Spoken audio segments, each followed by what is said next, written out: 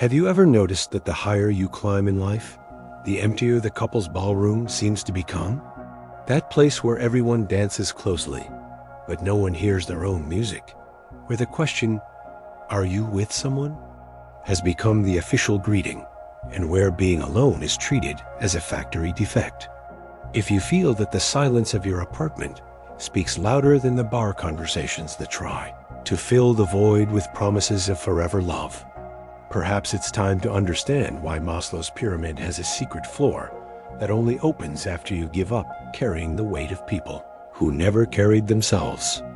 Today, we're going to dismantle the romantic lie that keeps you on the ground floor of self-esteem and show you why being single isn't a lack of options, but rather the first sign that your hunger is no longer fed by emotional crumbs. It's when you realize that what you felt as loneliness was actually the space the universe left open for you to finally expand without asking anyone's permission. Asterisk, the story begins at the bottom, on the survival step where Maslow places food, shelter, and security, but to which modern society has added a bonus item, the obligation to be in a couple. From an early age, you've been taught that relationships are a life upgrade, that being alone is synonymous with being broke, that if you reach 30 without a wedding ring, it's because you lacked competence in some invisible department of the heart. The result is a legion of people carrying partners, like someone carrying a backpack on a trail they never asked for. After all, climbing alone seems too dangerous when television insists that a happy ending requires two bodies on the same couch. But then you start climbing and realize that the more your basic needs stabilize, the less sense it makes to keep someone just to say you have company. That's when the fear of being alone transforms into the fear of losing your own company. And the pyramid begins to reveal that the next step is no longer romantic love, but self-recognition. Asterisk, there comes a point when dating apps feel like replays of movies you've already seen, where the lines are the same, the ending never changes, and you realize that the emptiness you feel isn't a hole for another body to fill, but space your consciousness wants to fill with itself. It's the moment when you'd rather spend an entire night reading and meditating than hear yet another promise that this time will be different. When you realize that loneliness has stopped hurting and has begun to taste like freedom, as if silence teaches a language only those who detach themselves understand. Maslow doesn't talk about obligatory dating when describing the top of the pyramid. He talks about self-actualization, about becoming who you were born to be without asking permission from the audience. And that's exactly what happens when you give up carrying relationships that only keep you on the ground floor of self-esteem, pretending that two incomplete people make a whole. Asterisk, the truth no one tells you is that being single at this stage isn't a lack of options, but a conscious refusal to participate in what's called love for social convenience, the kind where people exchange affection like they're checking in at a supermarket sale, desperate to ensure they won't be alone in their end-of-year photos. When you awaken to the fact that the emptiness you feel isn't a call for another body, but an invitation to your own expansion, the search for a partner loses its liquid of need and gains the flavor of choice. That's when you realize that the more complete you become, the less sense it makes to give up your own company to shelter someone who hasn't yet learned to shelter themselves. Maslow's pyramid has a secret level that only opens when you stop using relationships as an emergency escape route from yourself. It's there that you discover that the love you sought outside was merely a reflection of the love you refused to give yourself. Asterisk, the key is understanding that when you settle on the lower rungs, your hunger changes flavor. What was once an urgent need for someone becomes a preference for being alone. It's as if your emotional stomach stops craving emotional fast food and starts savoring dishes that only your own company knows how to prepare. You realize that the anxiety attacks you thought would be solved with a hug were actually asking for self-attention, that the empty Sundays that seemed like divine punishment were actually invitations to meet new people called you. That the fear of growing old alone loses its power when you realize that growing old without yourself is much worse. The pyramid doesn't reserve the top for those who carry partners like trophies. It's for those who shed artificial needs and discover that their own presence is already a sufficient celebration. Asterisk. And it's precisely at this point that society starts looking at you as if you missed the boat. But in reality, what's lost is the illusion that happiness comes in pairs. You see friends falling apart in relationships that only serve to repeat childhood patterns. You see people trading months of therapy for declarations of love on Valentine's Day. You see couples clinging to each other in photos like they're holding a door shut.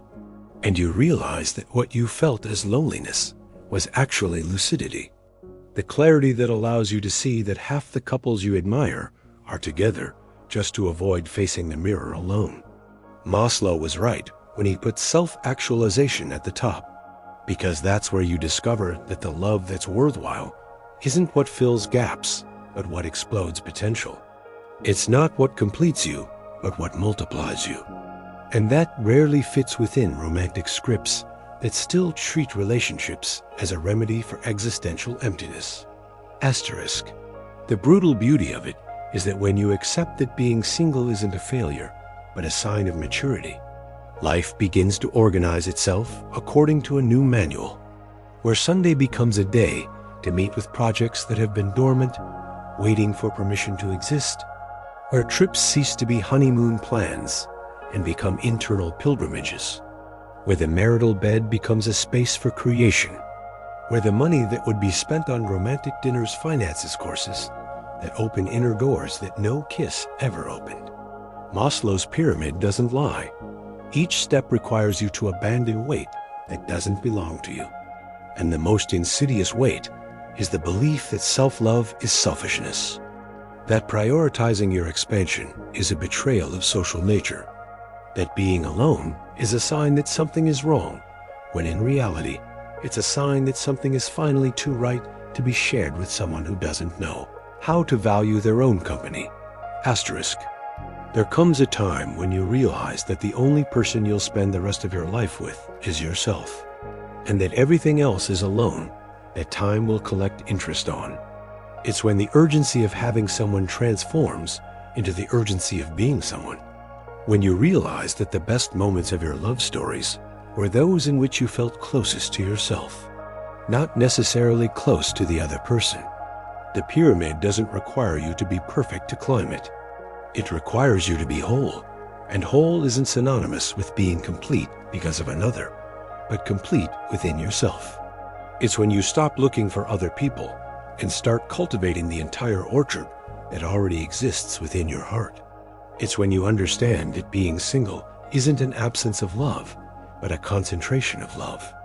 It's when you realize that the silence you felt as punishment was actually the preparation room for a party that only begins when you stop waiting for guests to arrive and start dancing alone as if the entire universe were watching you, envious of your courage to exist without external support. Asterisk.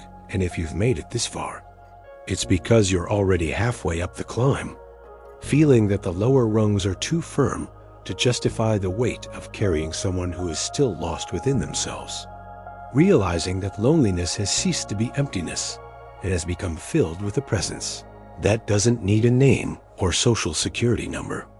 It's when you realize that the love that's worthwhile isn't what saves you, but what finds you already saved. Not what completes you, but what recognizes you as complete.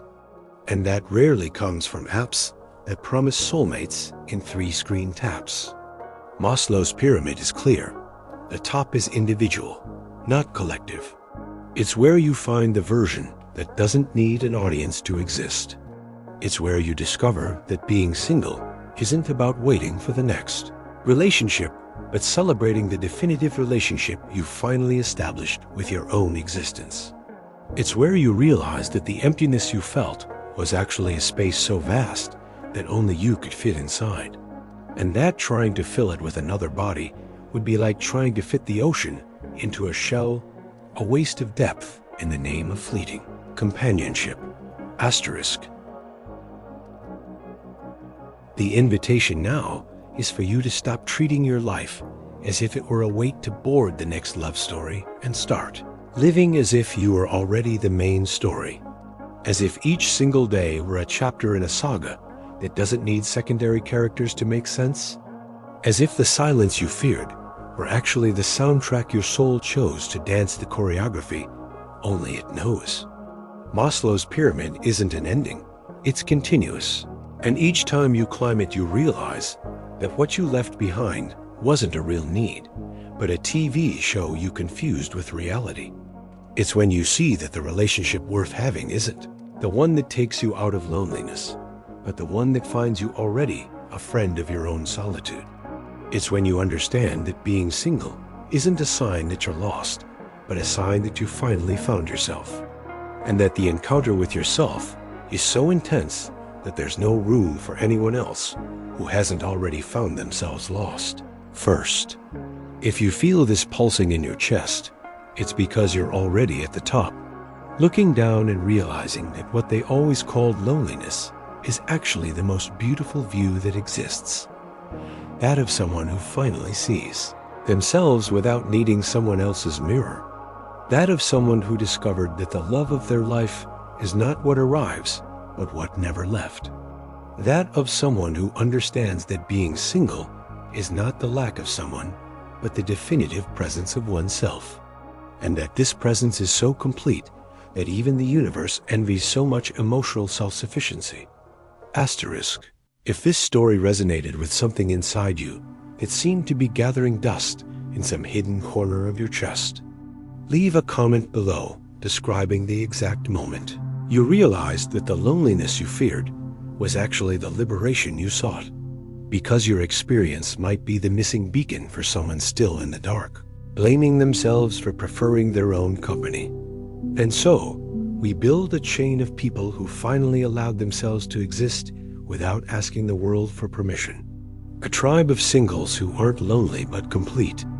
A community that proves the top of the pyramid can accommodate many people, as long as each person brings their own journey as proof that yes, it's possible to love without losing yourself, and that the greatest act of self-love is refusing any relationship that makes you fall back to the ground floor of self-esteem, pretending that two incomplete people make a whole.